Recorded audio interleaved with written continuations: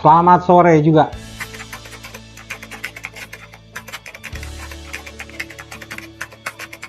Saya dulu adalah pekerja di sebuah perusahaan pelayaran di Singapura yang sekarang menjadi kontainerisasi, itu PIL. Kemudian saya pernah naik di sebuah perusahaan karena sudah ijazah tinggi tidak bisa, kalau di PIL tidak bisa jadi kapten, ya saya coba di perusahaan yang agak kecil, yaitu Brilliant Shipping, tapi kayaknya kelihatan perusahaannya udah nggak ada, jadi kapten. Dan kemudian saya turun, saya jadi port kapten di Barwil, pada waktu itu Barber Wilhelmsen, setelah saya sekolah selesai. Dan saya 13 tahun di Barwil itu.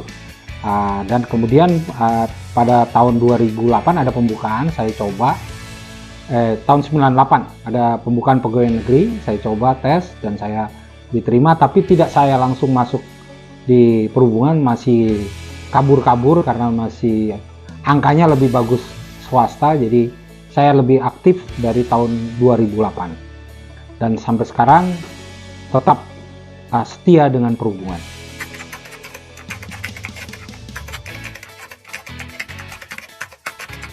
Secara menyeluruh atau global, buktinya kita bisa melayari laut yang sama dan kita juga bisa melakukan hal yang sama. Cuma permasalahan di Indonesia adalah obstacle kita tidak semua, tetapi mungkin hampir 50% itu bermasalah dengan bahasa. Tetapi secara kompetensi pendidikan, saya pikir sama saja karena semua bentuknya sama, kapal, dan yang melakukan adalah manusia juga. Dan standar yang digunakan kebetulan seluruh dunia sudah rata, sehingga tidak ada permasalahan terhadap melakukan kegiatan yang di kapal yang serba mekanis dan elektronik. Tetapi permasalahannya itu ketika campur bangsa, maka mungkin hal-hal yang terutama titik berat adalah sistem yang kemampuan di dalam berbahasa. Itu aja.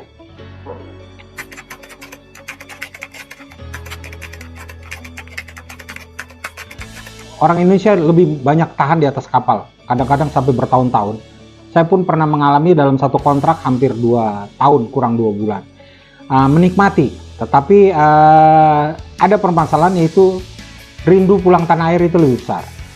Dan kedua, hari raya yang membentur.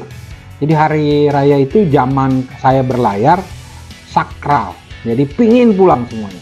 Tetapi kalau sekarang dengan kontrak yang agak nggak terlalu panjang, 6 bulan, saya lihat malah ada yang cuma 4 bulan, tapi ada juga yang masih 9 bulan, tapi saya lihat mereka mengukur yang penting hari raya ada di rumah. Itu saja. Kalau yang lain-lain mah sama. Semua pingin berlayar melihat daerah-daerah yang baru.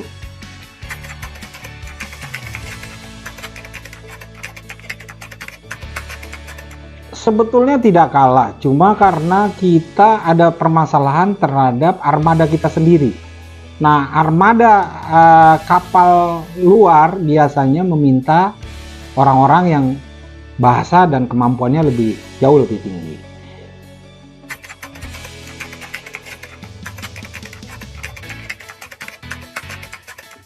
Pendidikan adalah kunci seseorang menjadi kompeten. Jadi standarisasi untuk pelaut itu sebetulnya sama seluruh dunia. STCW itu standar training watchkeeping itu sudah sama. Jadi apa yang dilakukan bule, apa yang dilakukan kita itu sama, tata cara pendidikan sama. Cuma pelaksanaan dalam pendidikan itu mungkin harus dititik beratkan terhadap bahasa. Sehingga orang sudah terbiasa mendengarkan bahasa dan komando yang dalam bahasa asing. Kalau di kita masih penuh dengan bahasa ya saya tidak bisa bilang bahwa semua berbahasa Indonesia, tapi di kelas itu rata-rata masih berbahasa Indonesia.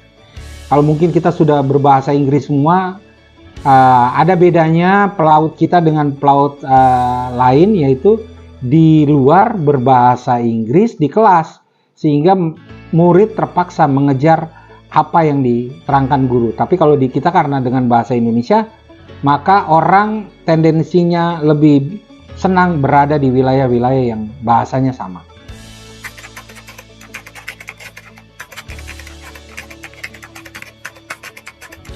sebetulnya tidak bermasalah dengan otomatisasi atau globalisasi, karena semua sudah diatur di dalam STCW. Kita bisa lihat sekarang yang terakhir saya dengar membuka jurusan elektronik, dan itu kan permintaan dunia, bukan permintaan kita. Jadi kita sudah mengikuti standar dunia, dan setiap beberapa tahun kan kita diperiksa oleh AMO sehingga masuk whitelist atau tidak. Kalau tidak masuk whitelist, maka undergrade kita pelaut akan turun grade-nya, tidak bisa berlayar di luar negeri.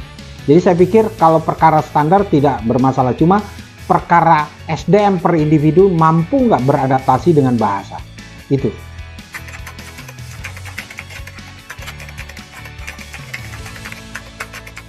Secara STCW kita bisa berlayar di Saudi, kita bisa berlayar di Eropa, kita bisa berlayar dimanapun. Berarti ya kompetensi kita sama, jadi kita nggak ada masalah karena standar ini udah standar dunia. Yang tadi saya bilang diperiksa whitelist, cuma penyampaian dalam keilmuan ini masih menggunakan titik beratnya bahasa kita, sehingga orang sedikit banyak agak reluctant untuk keluar lebih cepat. Mungkin kalau semuanya dalam bahasa Inggris dimulai, maka dari awal ya setelah selesai dalam pendidikan dan sekolah ya mereka tidak ada masalah bertemu dengan orang asing.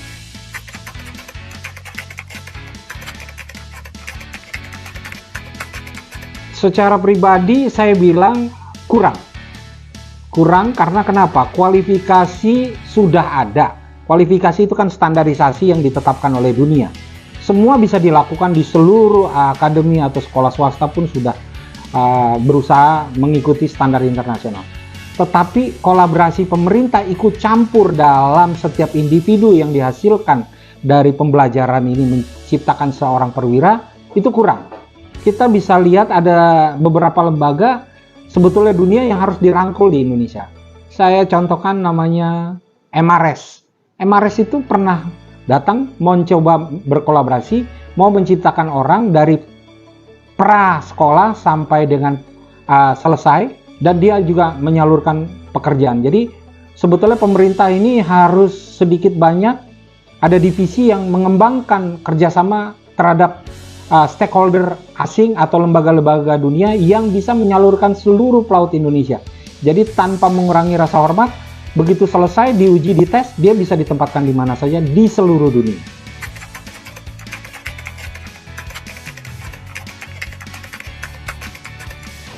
Sebetulnya tidak ada masalah, cuma ada tidak SOP pengendaliannya.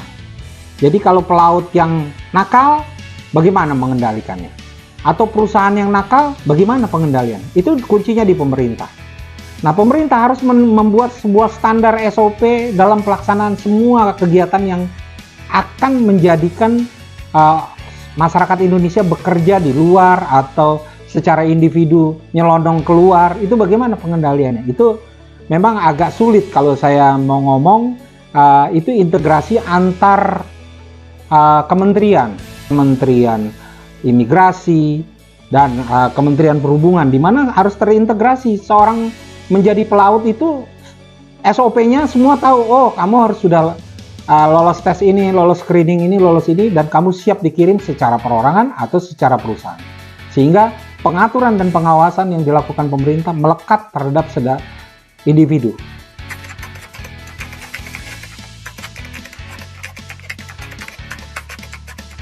Saya tidak bisa menjawab secara detail karena saya tidak ada database berapa jumlah pelaut wanita. Tetapi saya melihat dari sisi kelompok saya aja, dari alumni saya, yaitu kebetulan saya tamatan AIP atau STIP, ya sudah semakin banyak, tiap angkatan semakin banyak gitu.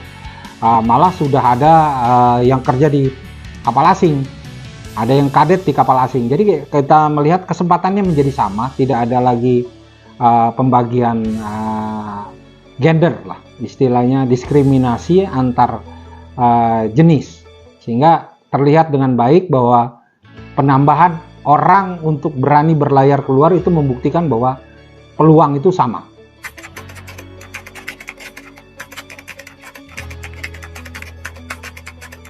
Saya berpikir masih banyak karena kita tata kelolanya, kita tidak pernah membuat penelitian dan pengembangan. Litbangnya itu berapa sih yang sebetulnya dibutuhkan di internal Indonesia doang.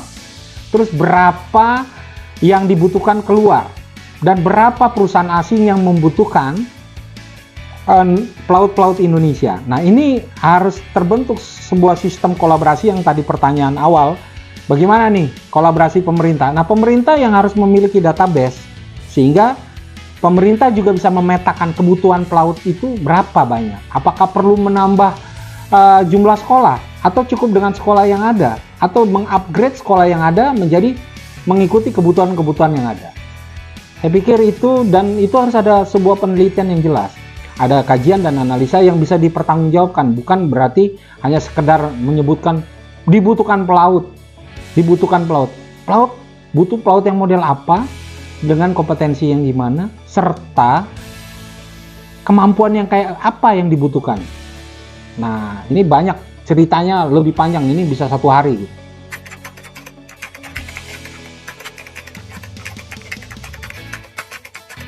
Besar harapan saya, jangan kecil hati, karena kita sebetulnya sama, bekerja di bidang yang sama, barang yang sama juga, cuma mungkin berbeda teknologi upgrade, dan setiap upgrade pelaut diminta untuk upgrade.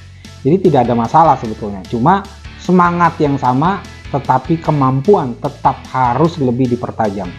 Karena kemampuan inilah yang mengakibatkan kita mampu melakukan pekerjaan apapun yang kita hadapi, terutama dalam teknologi di perkapalan. Sehingga kita tidak ada rasa minder atau rendah diri bahwa tidak bisa melakukan. Secara kompetensi saya pikir pelaut Indonesia sudah sampai ke seluruh dunia. Berarti dengan atau tanpa kapal Indonesia, pelaut Indonesia sudah pernah menjelajah seluruh wilayah di dunia ini karena kompetensinya. Jadi jangan lupa kompetensinya dipertajam untuk teknologi-teknologi yang semakin modern.